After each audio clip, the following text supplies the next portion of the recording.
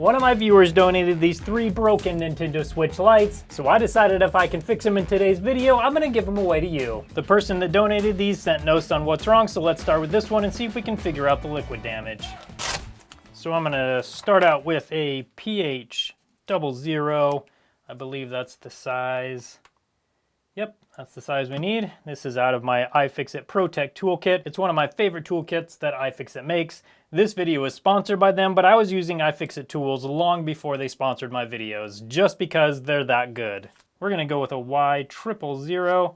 It's one of the best things about this kit is it's got all the weird bits in it. So it doesn't matter what I'm working on, I know that I've got the bit I need right in this kit.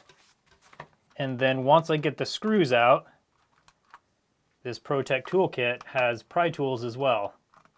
So I don't need to go searching around for my pry tools. They're just all right in this one kit. We've got a number of them, actually 2 that are missing because I use them so much. This one over here goes in here, the spudger. So we're gonna start with that.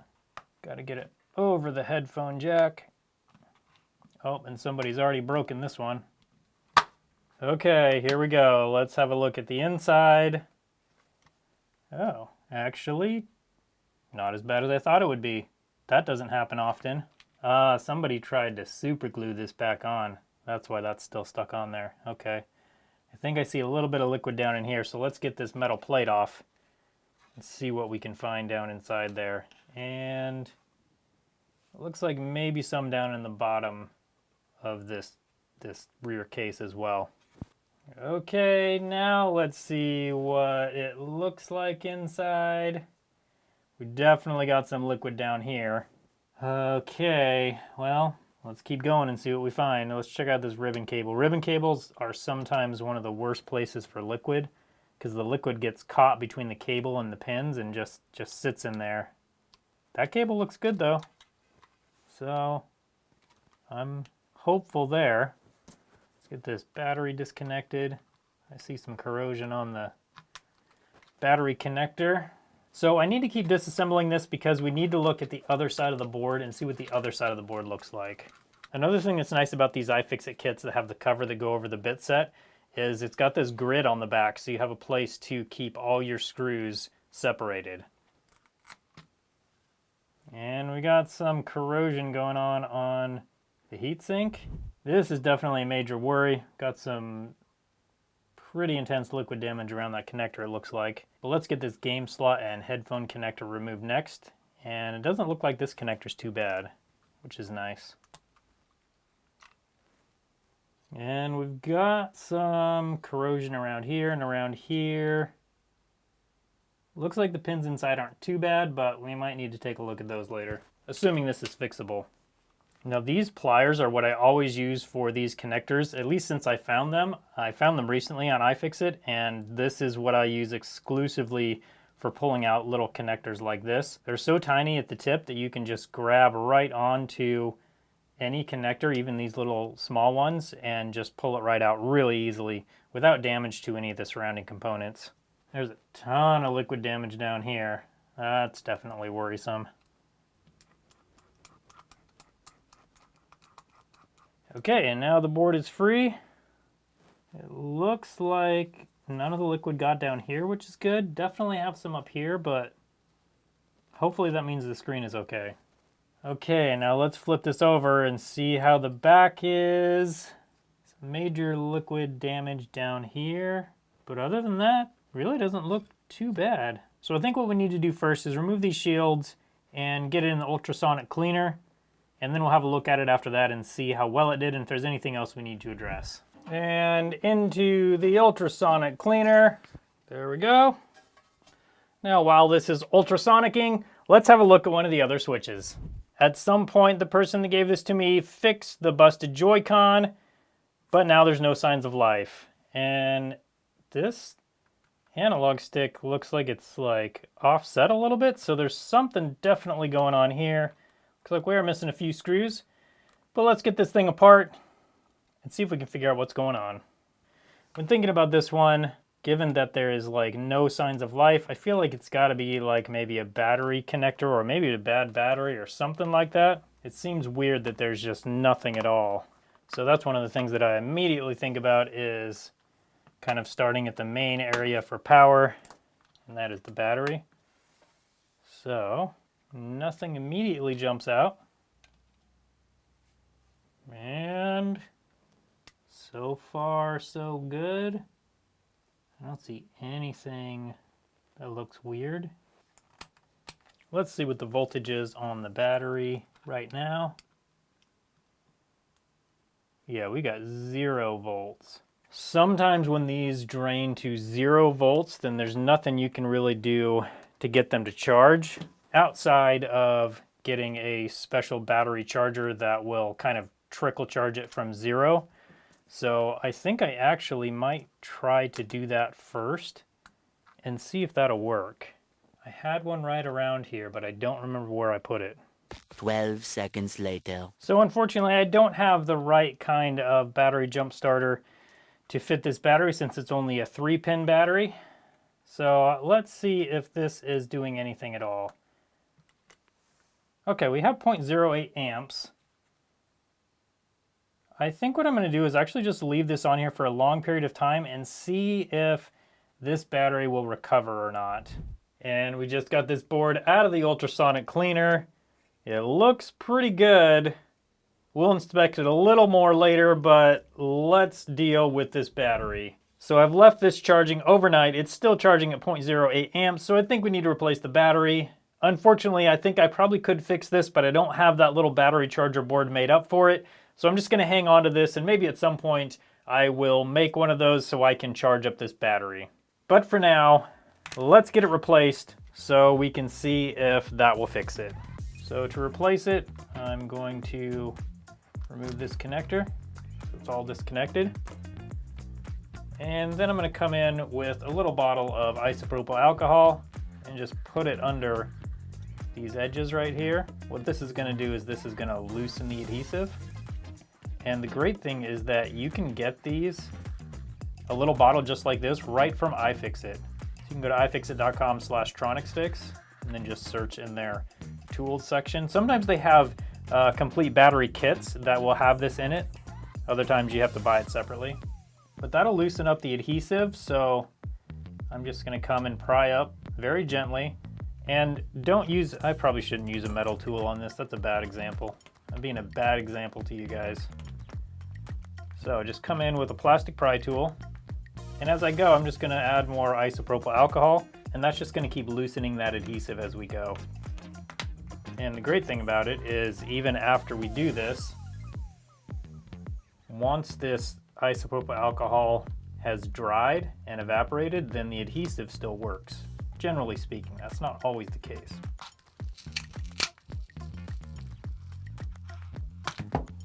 And there we go. That's all there is to it. Now I'll clean all this excess adhesive up and excess IPA. Now I'm just going to let this dry for a little bit and then we'll install the new battery. Or I should say the battery that I stole off of a different Switch Lite that I know is good. And just an example of how well that adhesive gets sticky again, this battery I removed using the same method and it is very sticky. So you can see that it still works really well. So what I'm going to do is just come in, drop this in here like that. Make sure it's fully stuck down. Okay, I'm going to plug it in. Hopefully nothing explodes. And then plug this in, and then we'll see if it'll turn on. Okay, actually, let's see if it charges first. And now that I just said that, this is a fully charged battery. It's like 4.1 volts, so it's not going to charge if it's fully charged. So let's actually see if it'll turn on now. This one should be the on button. Okay, we got a Nintendo logo on the screen.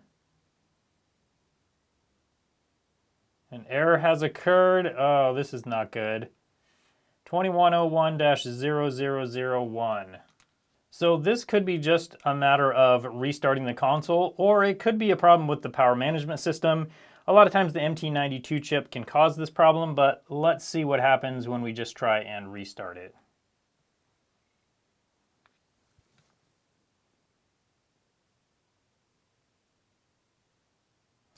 Same thing. Okay. So let's just try unhooking and hooking the battery back up. Don't think that'll do anything, but let's just try it. We also do need to check out this port and make sure that there's no problems on the port itself. All right. Let's try this again. Nope, same thing. Okay, so we got to get this board out so we can do some testing around that chip and look at the port. And what is, oh, that's why that's messed up. There's a little piece that's broken off in there. So I either need to replace this piece or put a new shell on this thing. And I also see another little piece of plastic broken off right here. I don't think that's as important, but I don't know. I'm leaning towards maybe replacing this shell because that piece is broken, this piece is broken. I mean, what else is broken or, you know, getting close to being broken? This, yeah, that's broken too. So it's turning into just a lot of things that are going to need to be fixed on this. So I'm leaning towards maybe replacing the shell. But let's have a closer look at this board. And we definitely have a problem with the port. This pin right here is missing, this pin is bent up, and this pin is bent up. So this USB-C port is gonna need to be replaced. And here on the other side we have the M92T36. And at least from the outside it looks fine. We need to replace this USB-C port first. And then if it still doesn't work, we may need to also replace this guy. So what I'm gonna do is heat up these pins, these mounting pins right here, and that will also heat up the small pins on the other side of the board, and that will allow this to drop out, and then we can install the new port. You know what, before we put this in, let's just double check these capacitors around the M92T36. Not shorted. Okay, we've got a short right there. Ah.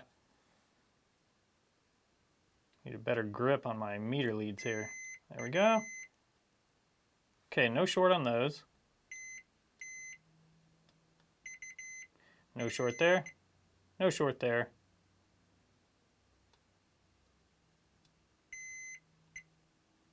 Okay, so this one is shorted. It's very rare for these capacitors to be bad, so I think we're probably going to need to replace the M92T36. Let's remove it first and see if that short goes away. And with that chip removed, is our short gone? Yes, yes it is. Okay, let's get a new chip installed and then just verify that that short is still gone. And now with the new chip installed, let's verify that the short is still gone. And it is.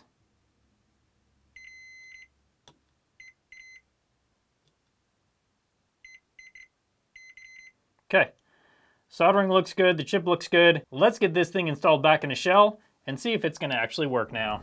Since this shell has so many problems, I think what we need to do is replace it with a brand new one. The first thing I'm gonna do is get this battery back out so we can put it in this one, but then we need to remove some more parts on here and put it into this one, and then we'll get the board installed, and hopefully after all that, it'll work. On the top is the old shell with the parts we need to swap. On the bottom is the new shell. Let's get swapping.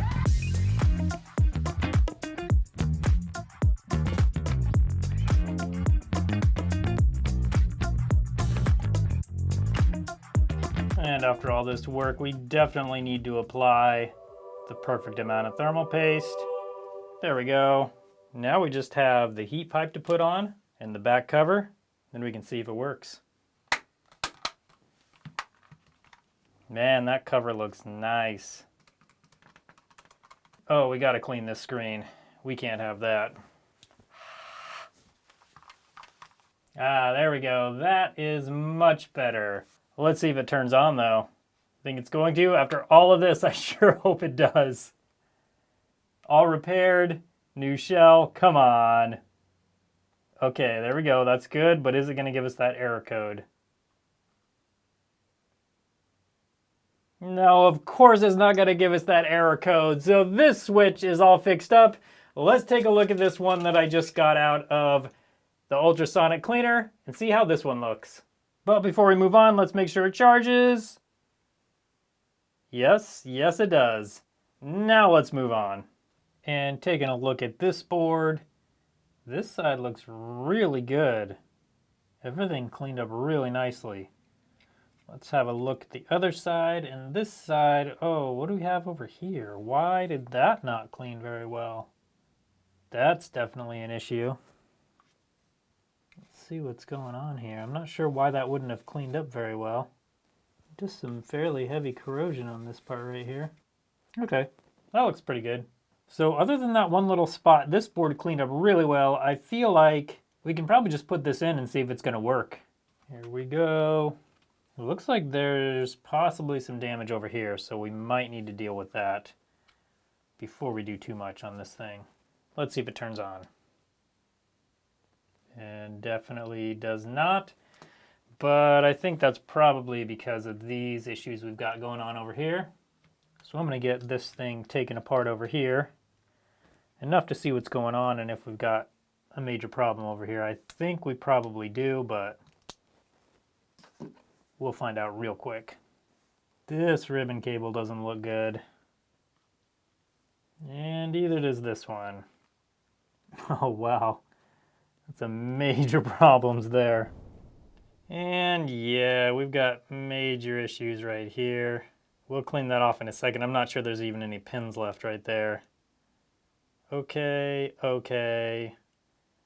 More major issues over here. That connector might be okay.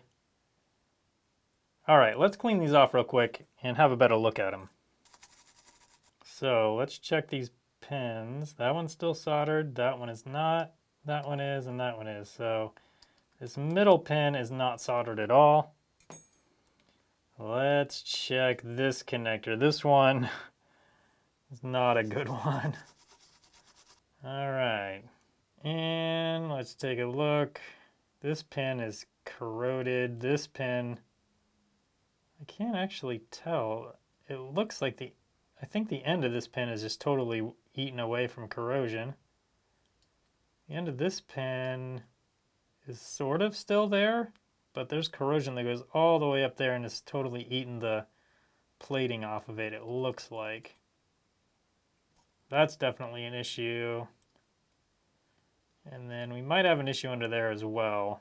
Let's take a look at the ribbon cables. This one I think I'm most worried about because it's basically built into the screen. Let me clean it off. Yeah, that's a problem. So you can see the coating and this trace has just been totally eaten away by the corrosion, and this one is on its way. Now I believe this is the backlight connector for the screen, but this essentially means the screen is done for. There's no way to just replace this ribbon cable. This ribbon cable is also bad. Yep. Those two pins right there are just totally gone. This one wouldn't be too bad to replace, but given the fact that this one is no good, I think the best thing we can do with this Switch Lite is use this board for another Switch Lite that has a bad board. And that's assuming this board even works. I think the best thing to do is remove this board from this Switch Lite, and since we need to take this one apart anyway, we will install that board into this one and see if the board even works.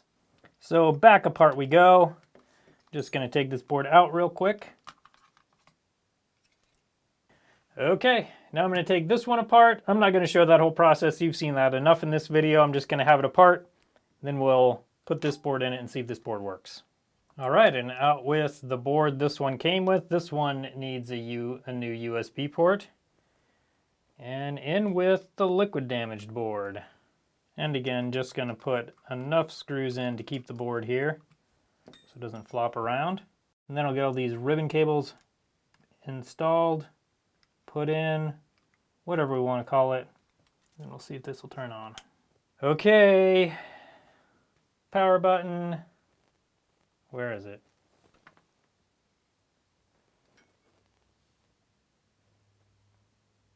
Okay, nothing on that, but also it could be just a totally dead battery. Probably is. Who knows how long these things have been sitting around. Let's plug it in and see what happens. I don't see anything initially.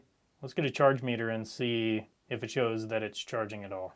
14.8 volts at 0.48 amps. that is slow charging, so that's mostly good news. And rather than wait for this one to fully charge, I'm going to use a cheat code and install a charged battery. There we go. And now with a good battery in, let's see what happens. Still charging at 0.48. Let's see what the voltage on that good battery is. And we have 4 volts. I would think that would be enough to start up this switch, and also enough that it should go to fast charging. Let's see what happens when we turn it over and try and turn it on. Can't get on this button with my finger. There we go. And we've got nothing. Okay, so this board is definitely not working. Well, I've got to connect this still. Man, what am I even doing? That's for the power button. Oh, come on. Okay, let's try all that again. Now with the power button connected to the board, let's see what happens when we try and power it on. Come on. And that doesn't make any difference at all. What a bummer. Okay, let's get this board out and do a little bit of testing. So why don't we just start around the M92 chip. Just gonna start checking for shorts on these capacitors.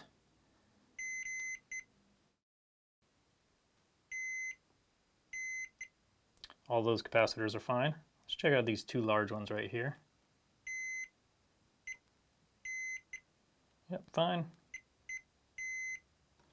Okay, there's one other area on the board that looked like it could be a problem. Actually, several areas. Oh, look at this. We've got pretty bad capacitor right there. Oh yeah, that one's like torn off its pad, which in this instance, it should still work with this capacitor not there. So that shouldn't keep it from turning on. So if we can get this thing to work, then we'll come back and fix this. But this one's kind of a similar problem. This solder has just kind of been eaten away by the corrosion. That's making me think that probably one of the main problems with this board is this is happening underneath some of these BGA chips, like possibly this one, possibly even the main chip on the board right here, maybe even some of the memory modules. So I think what I'm gonna do is call this not fixable. Even if I could get it working, I wouldn't want to sell this or anything just because there's possible corrosion under all of these little chips, and that could cause a problem basically at any time. So I think what I'm gonna do is use this board for future parts, and let's move on to the next board that needs this USB-C port replaced. And looking at this USB-C port, basically every pin has been shoved back to the back of the board and just totally bent up. So you can definitely see why this one needs to be replaced. As far as I know, this is the only issue with this board, but we'll find that out after we get this port replaced. I'm not gonna show too much of the process since you've already seen it, but I will show a little bit. And once again, I did get this part off of the iFixit website. One of the things that's really great is this is a brand new port, and it is good quality, and even if for some reason you had a problem with it, you could just send it back for a full easy refund. Sometimes you get ports like this and you can't even tell that it's new. In fact, some of them are even used that some places sell. So it's really nice just having a place like iFixit that you can just go and get quality parts that you know are good. I'm going to be using this Hakko Omnivice. Got links in the description for all the stuff you're seeing me use.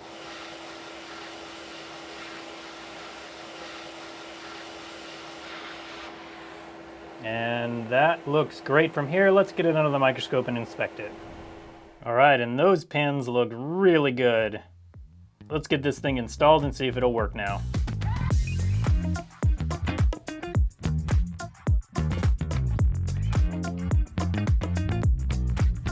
Okay, and it's all back together. Let's see if it charges. Got a light, that's good. 0.03. Oh, we got a charge light. 0.16, 0.20. And it's coming on. That's good.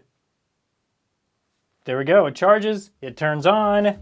So this Switch Lite is all fixed. I was able to fix 2 out of the 3 Switch Lites that were donated by a viewer. And remember, since I fixed these, I'm gonna be giving them away on Whatnot. Go to your Whatnot app, follow me, TronicsFix, and you'll see these in an upcoming Whatnot Live. Up until October 23, when you go to ifixit.com/TronicsFix and you buy an iPhone part, you'll get a free Inside iPhone case. I'll put a link right in the description with the promo code. If you wanna see a video where my viewers challenge me to fix 5 switches that they sent in, I'll put a link to that video right up on your screen now. Thanks again for watching today, and I hope you have a good one.